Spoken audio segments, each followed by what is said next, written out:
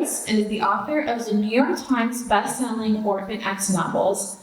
Critically acclaimed, his novels have been international bestsellers, graced top 10 lists, and have been published in 33 languages. Additionally, he has sold scripts to many of the major studios and written, developed, and produced television for various networks, and he currently lives in Los Angeles. Oline Cogdill, who is our moderator for today, she reviews mystery fiction for the Sun Sentinel in Fort Lauderdale, and Tribune Publishing Wire, Publishers Weekly, and Shelf Awareness. She has been honored with the Raven Award from the Mystery Writers of America. Oline is in her 8th year as a judge for the Los Angeles Times Book Prize in the Mystery Thriller category. Oline also has an essay on reviewing the Anthony Agatha and Very award-winning book, How to Write a Mystery, co-edited by Lee Child and Lori R. King. And without further ado, please give a warm welcome to Gregg Hurwitz and Oline Cogdill. Good afternoon. Is this working? Yeah. Okay. Good afternoon. This is one of my favorite events, and I appreciate all of you being here. Thank you. Thank you for being readers. Thank you for supporting libraries. And thank you for buying books if you're able to. And as Chris said, we have a great bookseller in the back. Gregg, welcome. Thank you. Welcome to Florida. So good to see you again. Good to see you again. And we were talking just before. I was one of the first to do a story on Gregg when his Orphan X series first came out. So this is like old home week for us. I like to start these interviews by going back to the beginning of your career, which is pretty phenomenal, I think. You're one of the very few authors who start young. You were working on your master's and your bachelor's degree. Your master's was in Shakespeare's tragedies.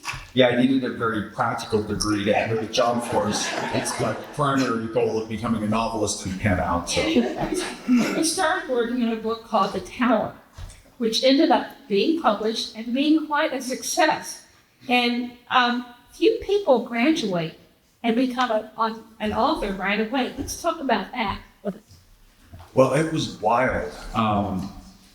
The only thing I ever wanted to do is write books. My parents did not let me watch television when I was growing up, which I consider a sort of mild form of child abuse. The only time I could watch TV is if the Red Sox were playing, which back then was also sort of a mild form of child abuse, though they have since rectified that problem. And if there was Hitchcock on TV, I would say if you add bourbon, it explains like 90% of my personality. And so I was in a library all the time. That's why I go to so many libraries when I'm on tour. I love libraries. Like I was practically raised there. And I read everything. By 5th grade, I was reading Stephen King. I still remember reading Salem's Lot, like under the bed with a flashlight. Just terrified. I was 25. And so, and I wrote like early mysteries and illustrated them with crayons. And then when I went to college, I studied English and psychology because I just thought, that was the primary interest that I had. And I thought it was the best combination to be a novelist. And I had a dream the summer before my junior year about an underwater prison that floods and drowns everybody in it except for the one guy who escaped and flooded the prison. And I just got up and wrote down the entire opening chapter of The Tower. And then I went back to school and wrote a really bad, rough draft of The Tower the summer before and after senior year. I went to England to kind of stall to finish it up and then was enormously fortunate and had a book deal. So I never really had that real job. You also, and I understand, were writing for Japanese animation in English? No. Yes. So this is not the demographic for this, but there's a show called Dragon Ball Z. Which, okay, we got one fan in the back. So my first paid job this was back in the day of VCRs, and I had a VCR that basically could play in slow motion, and I had to count the number of mouth flaps in the Japanese animated cartoon characters when they spoke, and then I had a bad translation, and I had to match English dialogue to the mouth flaps. And so, like if the dialogue was "you bastard" and there was an extra mouth flap, I had to say, "You mean bastard." And the other thing I did was we had to get around the censors because a lot of Japanimation is quite perverse. And so there was like an old guy character who was always like grabbing young schoolgirls' asses. And I had to change it to be like, "Let me brush that grass off your grass." And so I was like constantly having to like change things. So this was like not cerebral work. But the good thing is that it would give me just enough money that I could spend all my time writing on this first novel and doing this furious rewrite for the Tower. But that was in fact my first paid job as a writer. And you had to buy a VCR to figure out. The slow motion VCR, yeah, it was wild. Well, the Tower, it really set a blueprint, I think, for your career. High energy plot, characters that you could really relate to, adventure, and you had several well-received books in between after that. But in 2016 came Orphan X. And this was like a milestone for your career, I think. Let's talk about that.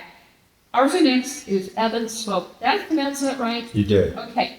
He's trained to be an assassin ever since he was a child. And his handler said, it won't be hard to teach you how to kill. The hard part would be to make you be human. Let's talk about this character. I love this character. I love Orphan X. I don't often read thrillers, but you grabbed me from the start. Let's talk about that. Oh, well, thank you. You're definitely invited back next year. Thank you. It's funny you point to that line. For me, that line is the line around which the whole series coalesces. And I have this notion, I have a lot of friends who are Black Ops, who are spies, who are Navy SEALs. I've done lots of crazy research, which we can talk about later. And so when I was thinking about this, I thought, well, what if there's this kid from this East Baltimore foster home, and he's taken out at the age of 12, and he's trained to be an assassin? And so that concept, well, it's kind of wild. It's not like it's incredibly innovative, meaning David Burrell has played in this space, Black Widow for Marvel has played in this space. It was two of the things that really turned the corner for me, because I thought I'm not going to embark on creating a sort of big franchise character unless he has a chance at being the pantheon of all my favorite characters who I grew up reading. And in fact, the first Orphan X book is dedicated to all those characters. There's a long dedication that I gave to all my fictional favorites. And for me, the two pieces were, one, I thought, well, what if the guy who takes him out and trains him, former CIA station agent Jack Johns, instead of this being another awful, dark thing for this kid, what if Jack loves this kid? And his orphan training is also the best thing that's ever happened to him. So he not only learns, he gets drown proofing, escrima and knife fighting, sniping, demolition breaching, but he learns foreign languages. He learns foreign etiquette. He learns military history. He learns philosophy. And Jack's really the first person who puts him in the whole world. I refer to Evan as a blue-collar Renaissance fan. There's a line I quote in one of the books where the OSS is the agency that predates the CIA, and they used to say their ideal recruit was a PhD who could win a bar fight.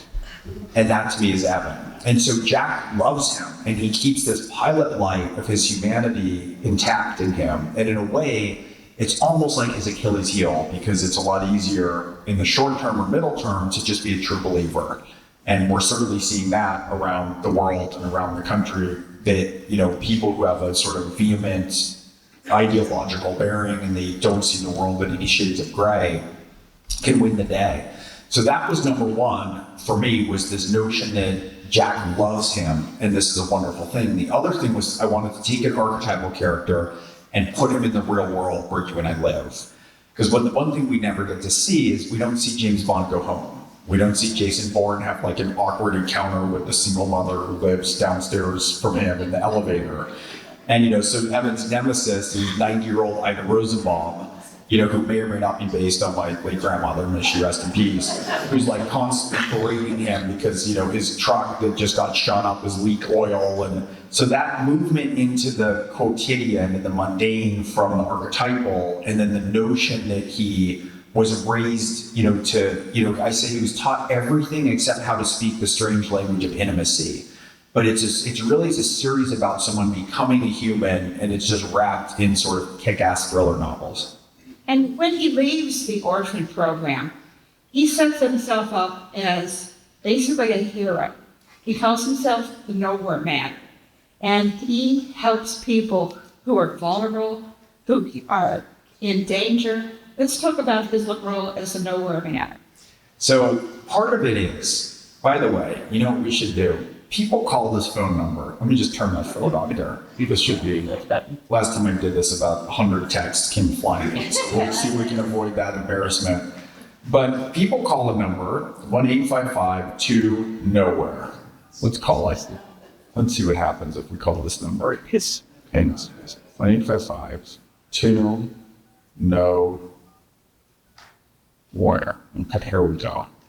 Step we're going to insert. What? Oh, that's good email. We have that. You're going to say why.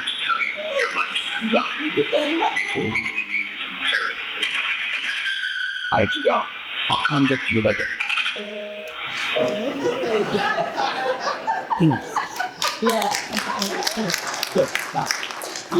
So, And the number's in the book too. you can call that number if you got a problem, if you got a new one you got to get rid of.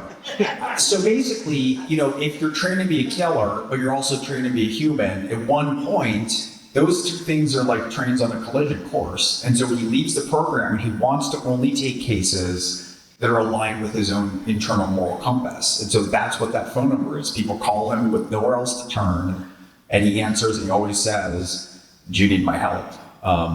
And he goes and does anything, goes anywhere to help the people who are in that kind of need. And so, you know, what's interesting is I started this series right when I was on the cusp of turning 40. I was 39. And he has his 10 Assassin's Commandments, right? The second one's the one that is most people's favorite. Soldiers have sent me pictures with tattoos of it. It's how you do anything is how you do everything. And he has all these kind of strict rules. And so what's interesting is I started the series, I didn't think about this in advance, not when he is in the foster home, not when he's trained by Jack, not when he's executing people's Orphan X, not when he leaves the program and becomes the Nowhere Man, but on the very first Nowhere Man mission that he breaks all 10 of the commandments. So I start the book in his process of deciding to break out of this black and white bound world and shatter into shades of gray to start to understand what it's like being a human. It's almost like, I think of it in hindsight now, like he's Pinocchio at the beginning, but he wants to be a real boy. And I think a lot of that had to do with me being on the verge of turning 40. We had such a provocative idea that you came up with, and it's very unique, I think, in thrillers. And you really mix that high adventure, that high energy with people that you care about.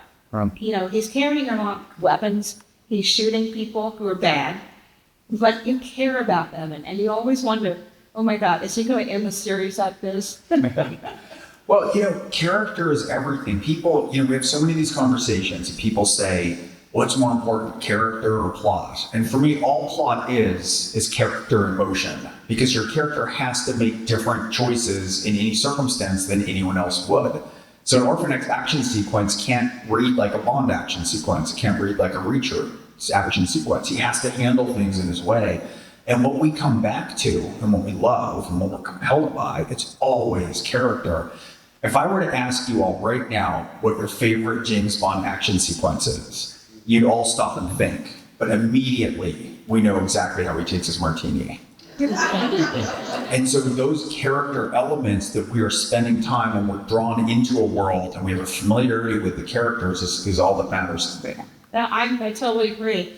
And you mentioned a few minutes ago about the humanity.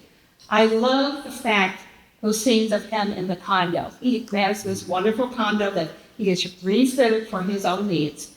And he's always being swept up by the condo residents. They get mad at him because he's not there for the meetings about the snack, but he cares about what snacks they have in the lobby. He's coming back he's bloody, he's dirty, his car's been wrecked, and some old lady wants him to carry her bags up. You know, I just love those little series, and I think in a way he resents them, but he also embraces them because it gives him a sense of community. We talk about in the core series the single mother and the child. Yeah, theaters. Well, one of the things that happens that's really interesting is that, so first of all, I always think of these HOA debates. We've all been there, right? Like we've all been in that, whether it's an HR department, like we've been in that fucking meeting. All of us have. And it reminds me of the joke, why are academic squabbles so fierce? Because the stakes are so low. Right. And it always reminds me of the HOA meetings where he'll be like, violently, attacked by the cartel guys. They're texting him death threats, and they're just in there having like a vehement argument over whether kombucha can be included in the morning beverage initiative. And Hugh Walters, who's a serial monologuist, is like, he kind of wields his power imperiously. And so Evan's always negotiating this. And in the beginning books, they're portrayed a bit more as caricatures in a certain sense. But as the books go on, almost every one of them has their moment to dimensionalize. And so it sort of raises the question as to whether, in fact, it's Evan's filter really that is growing more human. And so as he starts to realize, like with Hugh, he realizes Hugh is a widower and he's alone. And there's a scene where he goes up and he's in his apartment and he sees what he's living with and why the HOA means so much to him and why he's so invested in the community. And Evan it sort of comes to question, it's not to make a mockery of all these people, but as he starts to open up and understand how to speak that strange language of intimacy, he's learning more and he's able to see people in different ways. And then he's able to reflect on the fact that he lacks the courage himself to take some of these risks that the people in their ways with all of their kind of banal quarrels and all the things that he might have viewed as beneath him have a sort of courage and vibrancy that he himself can't muster. Yeah, and his choice has come with such great sacrifice to him. It is wonderful to see him becoming human. He has to lead an isolated life. He has the orchid he's giving an ice cube to? Oh yeah, he has an aloe vera plant, and now he's on a Vera 3. He's named the aloe vera plant Vera. And it's sort of one of the jokes that I thought of is that the only thing he can live with is this plant. And all he has to do is put an ice cube in her leaves once a week, but he can't even keep that alive. And so he's now on his third one. So it's Vera 3. And that sacrifice, I think, makes Nemesis even more, in a way, heartbreaking. Because one of his few friends has broken the code. Let's talk about Nemesis, and I promise we will not give any spoilers away. I reviewed the book last Sunday in the Sunset. No spoilers. Spoilers are against my religion. So Tommy Stojak, gray, crusty, old military guy, he's really Evan's best friend. He's the closest person that Evan's gotten to in the world ever since Jack Johns, ever since he left the program. And Tommy Stojak, he's loosely based on a friend of mine whose name was Billy Stojak. I borrowed his last name. Early UDT diver, like pre-Navy SEAL Team 6 even. Tommy always says he's in the Wavy Navy. And he and Evan just have this enduring friendship that they've slowly figured out that their moral compasses are aligned. He provides Evan all of his ghost guns, all of his ordnance, all of his stuff. And basically, at the end of the last book, we discover that Tommy has sold some weapons to somebody who has used them to kill innocents. And that's like a red line for Evan. And Evan's going to come for him. And so for the first time, we have this collision of codes. We have a collision of two guys who love each other, but who think and feel and live in the world really differently. And since Evan has now evolved in terms of becoming more human, one of the things he says to Josephine Morales, who's the 17-year-old hacker who she's sort of like his charge. But he always says, if you feel more, then you have to feel more. And that process of becoming more human means now he's on a mission that's intensely personal, because does he alter his code? Does he kill his best friend? Tommy's not a shrinking violet either, so Tommy's kind of coming for him. And so it's the first time that there's this question it's a live wire between them. And in some places, I'm hoping, and I think some readers have said this to me, they're almost rooting against Evan because he's coming on with this just relentlessness, and we're able to see Tommy and Tommy's situation. There's some young men Tommy's helping in this book who are a disaster. They're from a small rural town. They've been pretty much radicalized with different stuff online. They think they're in a militia, but it's not really a real militia. They're racist, but they're not even very good at being racist. They're just a disaster. And they also wind up in Evan's crosshairs, and he's just coming for them. And so one of the things that I realized that somebody said something really lovely about some of the themes of this book when I was in Houston last week. They said, it's really hard to hate from up close. Yeah. And in this book, the reader is close to Tommy's perspective and Evan's perspective and these boys' perspective and Joey's perspective, and they're all quite disparate. And if you weren't close to them, and if you just saw a description on paper, you wouldn't be able to stand up. You would, and so part of this is I wanted to show this humanizing element, because really how we grow and change. I've never heard somebody say, I had this major alteration in my worldview because of this op-ed I read in The Atlantic, right? Where we change our mind is when someone who we love, someone who has an undeniable place in our world, does something or believes something or votes in a certain way or takes a position in a certain way that we can't comprehend. And the friendship is valuable enough that we don't just dismiss them or cancel them or unfriend them, that we have to come to grips with the fact that, my dad always says, a good friend is a mirror. And so I think that's one of the things Tommy says, a friend is someone who's right when they tell you you're wrong. And so it's really about that process for Evan of has he emerged enough as a human to be willing to alter parts of his code and accept that there might be more nuance in the ways that he's viewing things or not. And that's the question that rests at the heart of Nemesis. Oh, absolutely. And I agree with, I almost was rooting against Evan to go, and for Tommy, because I understood where he was coming from. You really do that very well in showing the humanity of everything. And I don't want to make a generalization, but a lot of thrillers do not do that. They go more for the plot. And I agree, the character is important. I also love the character of Joey.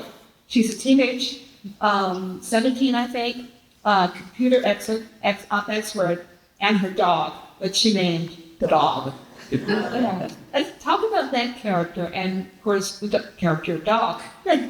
So Josephine Morales, how many of you have read some of the books? Okay, it's a very friendly crowd, so thank you all. And if you haven't, shame on you. Okay, fair enough. So Joey's introduced in the third book. It's called Hellnet. And my plan in that third book was that Joey was supposed to die at the end of it.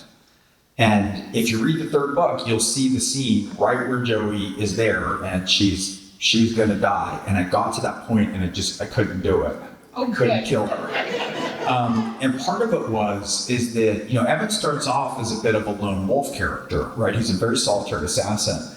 And basically he collides with Joey on this mission where the last thing he wants in the world is this sort of tempestuous, challenging, brilliant, difficult, emotional teenage girl. And they're just stuck with each other for the book. And slowly she sort of cracks him open and vice versa. And she comes to be, she calls him her uncle figure. But he's also like a big brother and he's also like a father to her. And I was going to kill her. And in the process of writing this book, she acted like this light that shone on Evan and just brought out all his facets. She makes fun of him. It's his nuance. There's a sensitivity in him. And I fell in love with her, and I also fell in love with how Evan was with her. And sometimes that happens when I'm writing, something takes on a different life and an energy. And I'm so glad that I've kept her around because she's just a great part. I'd argue she's the number 2 in the series, probably, if I had to pick one other character. And don't forget Dog. Oh, Dog. Well, we can't forget Dog. So he does get her a dog because he thinks, she came up in the foster care system, and it was rough on her. It was rougher on her as a girl than on Evan, and she was a washout from the orphan program, and that was terrible. So she's got a really hard exterior. She's very vulnerable, but she's really tough. And so Evan thinks that a dog would do a lot for her. I mean, dogs, if you think about it, they're like these perfect, oxytocin positive feedback loops, right? Like if I'm home and I go get the mail when I come in, it's a celebration. Right, dogs are delighted to see me, and then I'm happy to see them, and then they're happy to see me, and they're this just constant sort. One of my favorite jokes is somebody said, if you lock your spouse and your dog in the trunk of your car for 24 hours, which one's happy to see you at that? And so he gets this dog for Joey, and she refuses. She doesn't want a dog, and it's the last thing she wants, just like she was the last thing Evan wanted. And in the course of this, so she says, I'm not going to name him because if I name him, I'm going to grow attached to him. And of course, by the end of that first book that Evan has, he's listening at the door and she's talking to the dog in baby voices. She's completely smitten with this dog.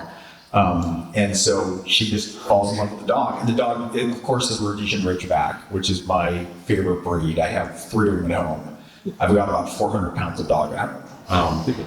And they're wonderful. They're unimprovable dogs. They were bred by the Brits to hunt lions. There was a little striped dog with a weird reverse stripe of fur. They don't know why that is. That was just fearless. And so the Brits, who are great at many things, but one of them in particular is breeding dogs, bred them with Mastiffs for breadth, Great Danes for height, and sight and scent hounds. And they built these like perfect dogs. And they have like classic archetypal dog heads that just look like, I mean, they're wonderful. So that's fun. So when I'm riding, I usually have 3 of them curled around my feet. Or there was one time, I used to have a desk that was on wheels. I've since solved that problem, like a kind of standing desk that was on casters. And I was on a Zoom call and the dogs started fighting. And when they fight, if people don't know the breed, they think they're killing each other.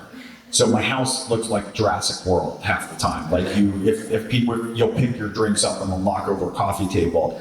And they started fighting and they ran into my chair that's an air on, and I grabbed the desk, and my chair and the desk slid all the way across. I was in like a Zoom call with about 40 people, and the dogs just drove me like straight across the room. So I have to be cautious with them, but they're a good riding company. Did you ever think when you first started Orphan X, you would have 10 models in this series? I thought that it could go longer. You know, I didn't write, I wasn't a script writer. Oh, even longer. Yeah. I mean, so here's what's weird. I was coming off a run of about 8 or 9 books that were Hitchcock standalone thrillers. I was, kind of an everyman guy. You catch somebody, who's ordinary guy on the worst day of his life, and what's he going to do? And one of the things that I loved about those is that the question of motive is wide open. If you think about why Harry Bosch takes a case, it's because it's his job. I had a deputy U.S. Marshal, Tim Rackley. I worked 4 books early. Why does he do something? It's his job. Why does James Bond go on a mission? It's his job. And with these standalones, what was so cool is it could be, because of envy. It could be curiosity. People could get sucked into these stories in any way. And so one of the things that was really important to me when I was conceiving of Orphan X, and this wasn't conscious, it's never a cerebral exercise, but as I'm thinking about it, there's all these different avenues that stories and plots can pour into it and find evidence. So one of them is the phone number that we all just called. People can call and it can be a case, and so that makes sense, what his motive is there. But also he left this orphan program, so there's assassins after him. There's a mythology backstory there. That's a lot like how the X-Files used to play with that. They had their case of the week, and then they used to have mythology episodes. And then he lives among all these characters also at Castle Heights Residential Tower. So there was a third avenue in. So I think part of it for me is once I saw there's a lot of room to generate stories in different ways, to kind of all of them be around the central theme of him evolving. And he changes a lot. And that's another thing that's different from some series. Some writers, Lee Child is a friend, and he's, brilliant guy. One of my favorite things about Lee is how he wears his intellect so lightly and gracefully. But he's a brilliant man, and the books are incredible. But he'll say, look, read your books work a certain way. Richard gets off the bus and he's got his toothbrush, and it's not to imply they're the same. His genius is that he makes them different and he innovates as he goes. But it is very different than having a character who's moving along and really evolving his worldview and his code the way that Evan is in his relationships. It's quite different. And so I needed to have all this kind of elbow room to be able to work on a series for longer, I think, for myself, what would engage me the most, which then means that I hope you're engaged equally. How far do you think the series is about? It's not. Maybe 20, 30 books? Right? I can see, look, I know the next one, I know the next one. So that I can see as far as the headlights go right now. Okay, good. And the only thing that changes really about Jack Reacher is his clothes. They're in the dumpster somewhere. So when I read this Orphan X novel, I have this mad craving for vodka. I love vodka. I'm a vodka drinker. Evan has a very refined palate, but he's also very controlled about his drinking. Let's talk about vodka, right? So his drink is vodka, and one of the things that is wonderful in the series is doing research on vodka. It's very fun. I don't always remember it. But one of the things that starts to happen now is if I write about a vodka, their sales go up. And so these great distilleries from all around the world send me vodka. And they're these beautiful and great bottles. Yeah, like to Orphan X, like thank you, in hopes you'll include us in something. I get all this stuff in. So I think I'm going to keep just raising the bar. I'm going to write in the next book's going to have like a customized Bentley. I'm just going to see like how far I can keep pushing the product placement. But the vodka, you choose everything. Everything has to accrue to character. Everything has to come back to character. And so vodka is the purest liquid on earth. It's surely the clearest booze. And it undergoes a real alchemical process from base matter to pure. Kaufman Vintage, which is his and my favorite, it's filtered 16 times. It's the only vintage vodka. It's from the wheat of a single harvest. It's just incredible. And that mirrors in a lot of ways his training process, where he was taken from being this like kind of expendable kid from a foster home and trained into this model of perfection. So when he drinks the vodka, it's a mirror for him in a lot of ways. It's almost like a purification ceremony. And he usually has, just a couple sips, kind of lets it in with himself and purifies. He's not like a hard drinking PI. There's only one time he gets drunk, and that's at the opening of Lone Wolf, and that's because it's very unusual. But it's a very different, the relationship with it is a mirror of himself. Now, very nice stuff. Do you know that in costume shops, they use vodka to spray on costumes to keep them fresh? I didn't know that, but now I'm going to visit them more. These are cheap vodka. You are great at research, obviously vodka research, but you really make the readers feel that they're a part of the story. And some of your novels, you have gotten very up close and personal. You have trained with demolition rangers, with Navy SEALs. You've swum with sharks. You have cut yourself off from the world, from the jungles of Mexico. And possibly the most frightening is you actually went into a mind cult. Yeah, mind control cult. I went undercover in a mind control cult. That was horrible. Part of why I do that. So before I started Orphan X, I shot every gun that he uses. Benelli combat shotguns, 1911s, rocket propelled grenades. I did all this stuff. And I trained in mixed martial arts fighting too for 2 months. I don't mean to imply I was any good at it, but I trained in it. And part of that is look, we've all at some point been hit in the face, either with a fist or a basketball or something. And you know how face pain has a very distinctive quality? It feels different than if you're hit anywhere else on your body. I have to experience certain things to be able to articulate them. And so getting choked out on a mat, there's a claustrophobia that sets in that's incredibly intense. And by the way, you see what I do for all you people in the name of research? I do some appreciating here. But so when I'm doing all this, even if I'm not good at it, I really want to experience something, and the aim is to always to avoid cliches. I never want to end a chapter where Evan's getting choked out and I say, and then everything went dark. I want to be able to write something where it's pulling you forward. And I learned this, I solidified this lesson on my third book. There's a medical thriller called Do No Harm. And I had to talk to this one hospital tech. It takes place in the UCLA emergency room, a lot of it. And the only time this guy could talk to me was literally while he was carving up a cadaver and parting it out to different departments. So the heads were going off to neurology, and the joints are going to the orthopods, and the feet are going to the podiatrists. And he finishes with his body. I'm asking him all these questions, like wishing I'd worn galoshes. And he gets to the end of it, and he walks over, and he opens, there's these 2 huge metal doors, twice the size of that. And he pulls them open, and inside are 24 corpses hanging suspended from their heads in figure-8 scissor clamps that pinch the skulls of the ear, and their feet are just dangling like this. And the reason why corpses are hung that way or stored that way, or if you store them flat, then they distort, and that makes them less useful to medical students during anatomy. And so when you're suspending them that way, it preserves their original form, for better or worse. So I thought this was like the coolest thing I've ever seen in my life. He goes across and grabs another one, he pulls it out of there. There's like a Texas Chainsaw Massacre, track in the ceiling, and he lowers it down and he starts on the next one. And I had a scene later where the doctor, the physician, who's my protagonist, is like being chased through the hospital at night and he needs somewhere to hide.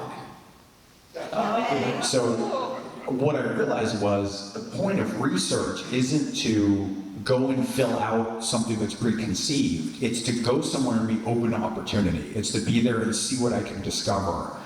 And that's a really big part of it. And then if I see that and experience it and smell it and feel it, I can write in a way I hope that's more evocative for all of you when you're reading it, that you feel like you have a front row seat to that action. And if, and the aim in so many ways is, when I'm writing a character, what I want to do is I want to pull on their face mask and see the world through their eye holes. I want to see the way that they're seeing something.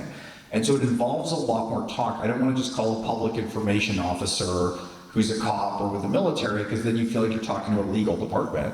You want to get an ear for people's dialogue. You want to spend time drinking with guys, see what they notice, see where they sit, see what their eye picks up on. And that's the aim for every character, no matter what their background is. So every weapon that Evan has is real. Yes. And you have tried every one of them, so it's never something you just made up out of whole cloth. That's right. Okay. Anytime you've had a little bit too personal encounter with your research, that you got harmed. Oh, well, yeah, I've gotten harmed a lot. I got banged up pretty good doing hand-to-hand stuff. I was doing research for my Marshall's books, and I got, there was an instructor who was showing me different stuff who roughed me up pretty good. I was a certain way into it, and I realized there was, he wasn't going to go light on me just because I was a delicate typist. I went up and stung airplanes and did barrel rolls across the Pacific. That was a little bit harrowing. And I was in Oaxaca. I have a book that takes place in the jungles of Oaxaca, and I went down a whitewater, class 4 whitewater raft, which is very, very intense through the jungle. Right before I got on, I got stung on the eyelid by like an exotic wasp, and my whole eye swelled shut. And you're in the jungles of Mexico. There's no medical help. There's no legal. There's not even sympathy. So all the tour guides were just laughing at me, And off we go, me with my one eye and a paddle, And so those were interesting. And then I would say the mind control cult, in some ways, when I did some of those things, was the most intense psychologically. Does your wife have good insurance like you? Has anything ever surprised you when you're doing the research? All the time.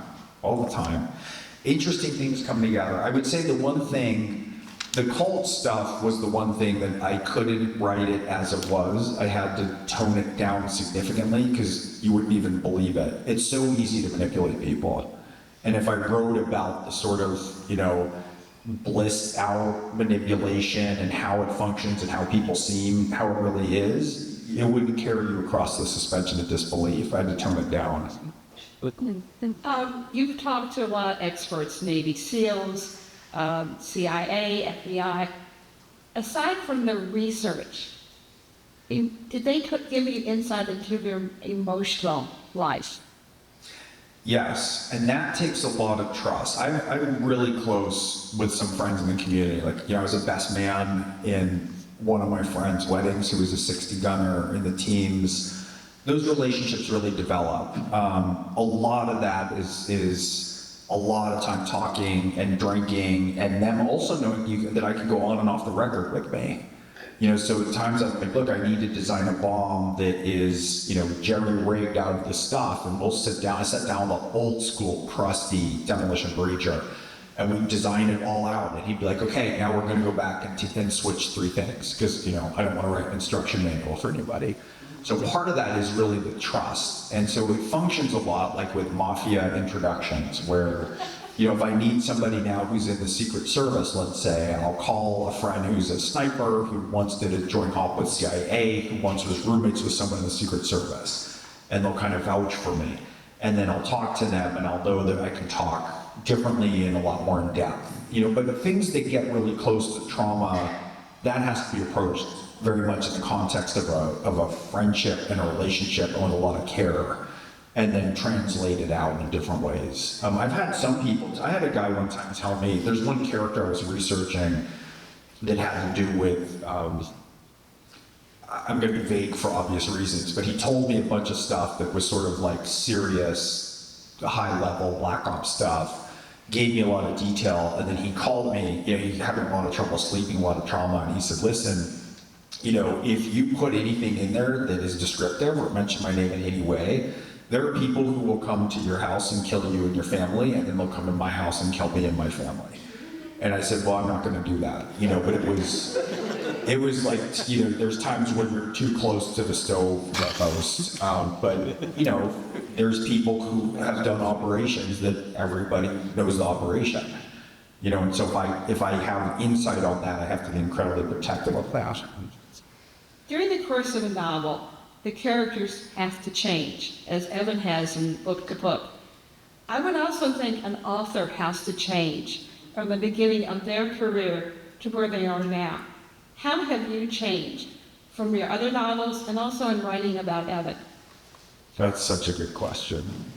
You're such a pro. I didn't know this was going to turn into a therapy session. I mentioned that I started writing Orphan X when I was 39. I was on the cusp of 40. I mentioned that he breaks all 10 of the commandments.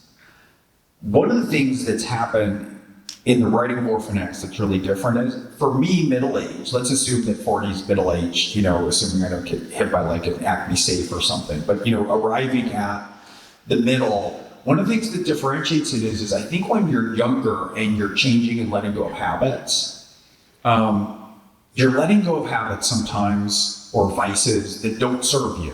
Like maybe you drink too much, maybe you have a temper, maybe there's just stupid things and ways that you handle communication and you kind of know it's wrong and you're figuring it out. I think one of the things that I was subconsciously burned towards at 40, and I didn't realize this till after I wrote the book, as often is the case. Jo Didion has one of my favorite quotations on writing. She says, I write so I know what I think. It's just great. But I think one of the things that was happening for me, at least, I don't know if you've had this experience, is when you get to the middle, sometimes you have to let go of habits or survival mechanisms that actually really served you well and were great and are like these great parts of your identity and your story that just don't serve you any longer if you want to grow and move into the second half or the back half of your life. And I think that's a lot of what I was grappling with and kind of dealing with, because you can let go of or know the things that don't make sense, but when you have to look at something and go, wow, like this version of myself, this part of my story, and with Evan, it's perfectionism. And that second commandment, by the way, how to do anything is how to do everything. You can sure see where that could turn into a compulsive loop that feeds his OCD. So you can also see where that edges into something that's problematic. But when you start to realize, this thing's been great for me, does it serve me now in my marriage, with my kids, in my life, with my stress, and letting go of those things is a lot harder because they're definitional. And it's like you're burning off parts of yourself that meant a lot and that got you a lot. And that's been a lot of it. I feel like Evan and I are kind of yoked in this process of moving forward. Do you hear a lot from, I'm going to get to people's questions in just a second. Do you hear a lot from readers, emails or at book signings, and do any of them really stand out? It is so wonderful. It is the best part of everything, is the reaction from readers with Orphan X. I've had people get emotional, people broken down, people talk to me about, a scene that I wrote about loss. I've had people come up to me and break down and like want to hug me because they had someone who was killed in their family. Nobody wrote about it in a particular way. Or I had a young man at an event in Northern California who came up and said he was like suicidal and he was in a lock-in facility and his dad brought him just the Orphan X books just to try and get him with anything. And he said, that's what got me through. And we forget sometimes how much, books, look, you're all here. We're in a library. We love books. Like this is our community and our people. the amount that books mean to me at key parts of my life, it's extraordinary. A book can just like crack you open in different ways. And so to have a series that's about this, it's a genre series, but I'm touching on different aspects of it. And when that connects with people in a way that's deeply meaningful, that part's incredible. And then there's the fun part, like where people have how you do anything is how you do everything tattoos, like a soldier will have that, or people come up, or I'm signing bottles of vodka at events. Like there's the fun and the play of it, because when I'm writing, a big part of it too is I have to feel like I'm playing, that I'm having a fun time. And for me to be playing when I'm writing and enjoying myself, that's also what gets conveyed. And so there's a part that's joyful and there's a part that's meaningful. And like to be in a position to do that, I mean, I know what those books are for me. I know those books that I return to or that cracked open a new version of the world for me. Oh, yeah, absolutely. Now, I have more questions, but I think you all probably have some. So, who has the first question? No. Yes, ma'am. First of all, you asked a great question. Oh, thank you. Yeah. Before I ask my question, you are so descriptive of things. I was really, as I'm reading Nemesis, and you're describing people or situations, you make it so clear. I mean, other writers do, but you are fabulous at that. I would love to have a living wall in my house like he has in his apartment.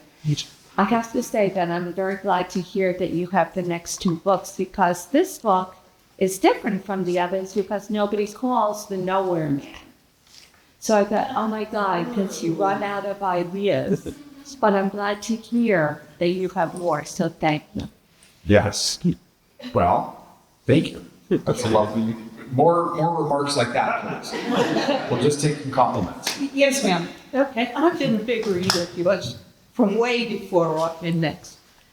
Why did you kill off Jack? He was such a wonderful mentor and such a wonderful person. Well, Why? all of a sudden, this is where the crowd turns on me. Let's see if I come back to Florida. Look, sometimes the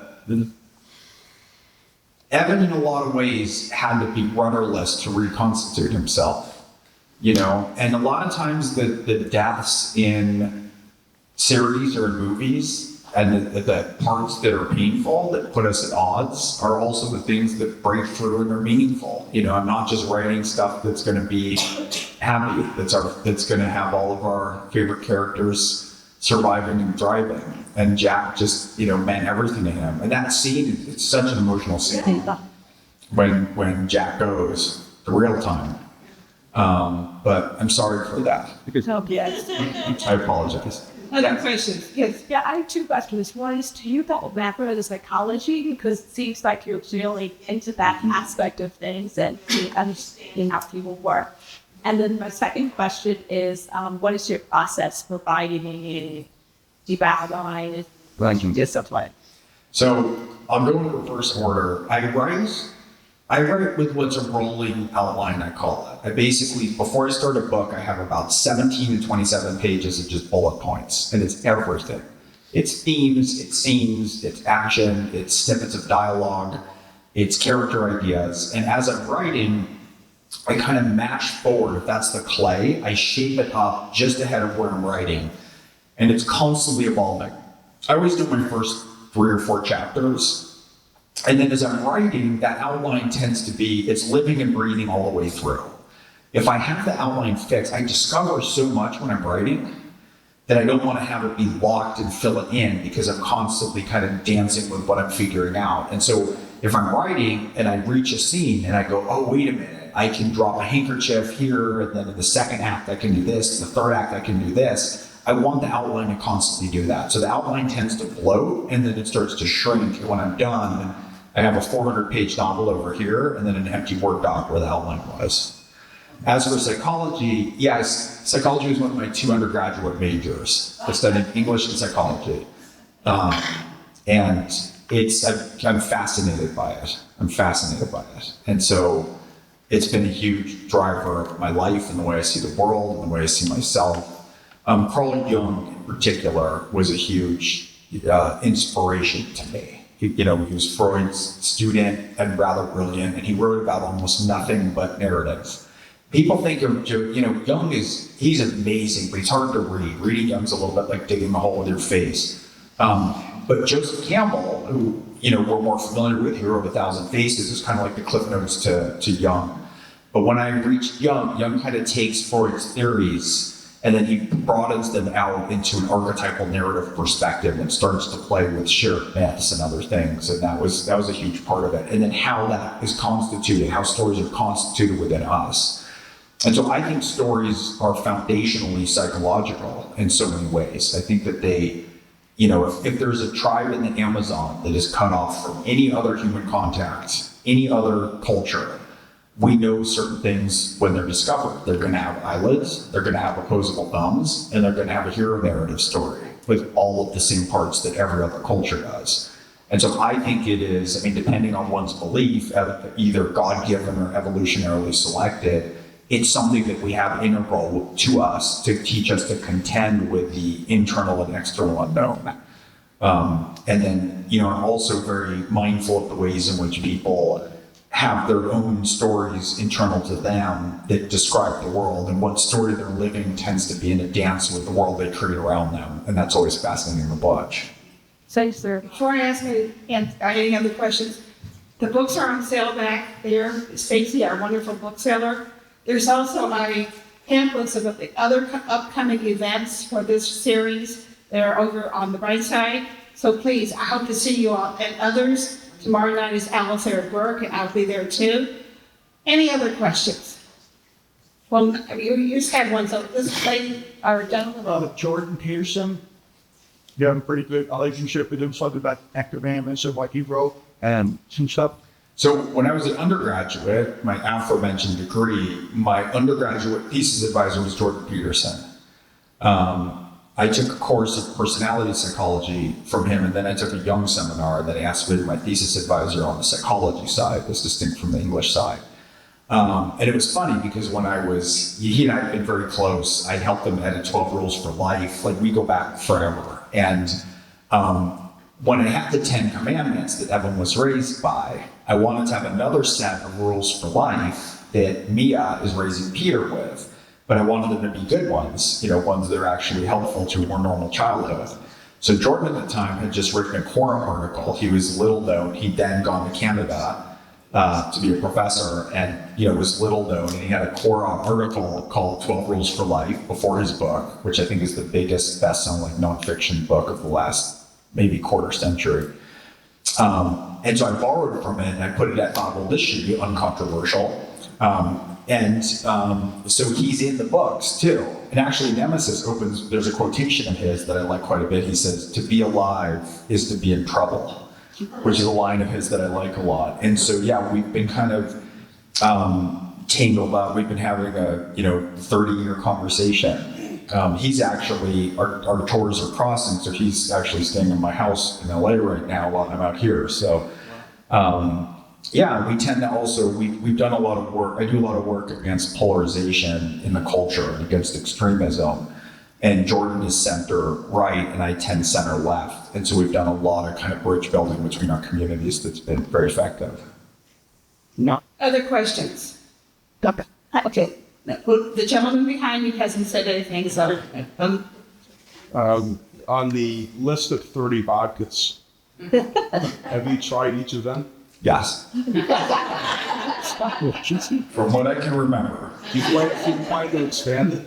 Huh? Do you plan to expand it? Oh yeah, every book it expands. I have some great ones coming up.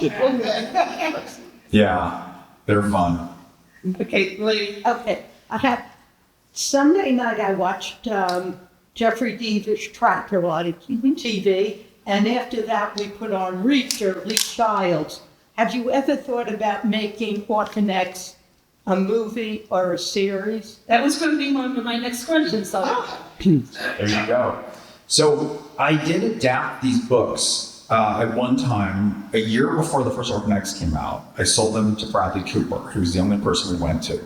And I thought that range between Being Human, Silver Linings Playbook, to American Sniper was the right thing, and it was a great process. We actually worked on something else after that, but I lost him to A Star Is Born, which he wrote, directed, produced, and I can't be too bad because he did okay by that.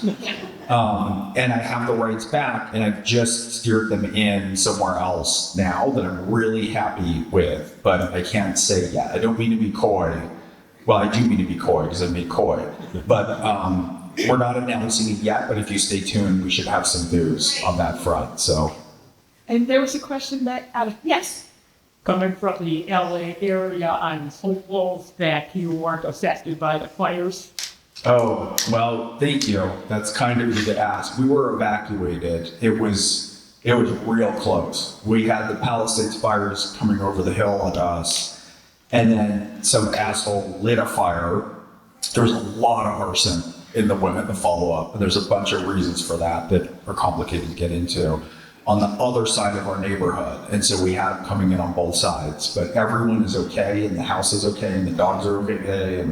But I have a number of friends who just lost everything. It's brutal. It looks like a war zone. Yeah, it was really something. Because first you have that reaction of like, as long as everyone's okay and safe, it's all I care about. Then you have the reaction of like, but I really like my house, too. And then there's that part, one of my friends who lost everything, TV writer, wonderful writer, he wrote this beautiful email to everybody, and he was just talking about all the possessions, all the things around him. Gosh, how old is John? He must be in his mid-70s. And he was just saying, I have that poster I love of, 3 Days in the Condor signed by Redford, like all these things that are a reflection. It's not the materialism of it. It's the fact that all these objects they bring meaning to us, and they remind us of other things. He wrote about that so beautifully. But I'm super grateful, and our house is still there, and we have a lot of people to take care of in the community now. We have one more question down to you, and then the folks will sign. He will sign on this side. Sir. Very happy to be here. Nice to meet you. Nice to meet you too. Well, that's the one I haven't read. There's the books. I'm sure the driver. Okay. Now, I had a question. You said you would already have the next book and the book after that. Do you allow for the possibility that in your travels, you're like, somebody could come up and say, I gotta get to this first? Or was it always just going to be placed back in the line somewhere else? Well, I'm really ahead of schedule, like unusually so. So with novels, usually you deliver a novel a year in advance. So for the most part, the next book that I have is largely completed at this point.